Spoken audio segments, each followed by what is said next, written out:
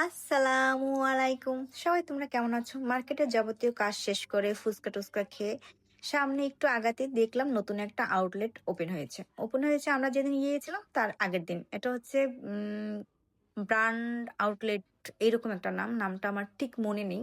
যেদিন এটার ওপেনিং হয়েছে তার পরের দিনই আমরা গিয়েছিলাম। গিয়ে দেখি খুব সুন্দর করে ডেকোরেট করা ছিল আর বেশ ভিড়ও ছিল। প্রত্যেকটা জিনিসই আমার কাছে বেশ ভালো লেগেছে। বিশেষ করে ব্যাগগুলা। অনলাইনের প্রত্যেকটা একদম হাইপে ওঠা ব্যাগ। বাট দামটা আমার কাছে একটু বেশিই লেগেছে। সেটা ৳১-৳২০০ বেশি না, ৳১,০০০ মতো বেশিই লেগেছে।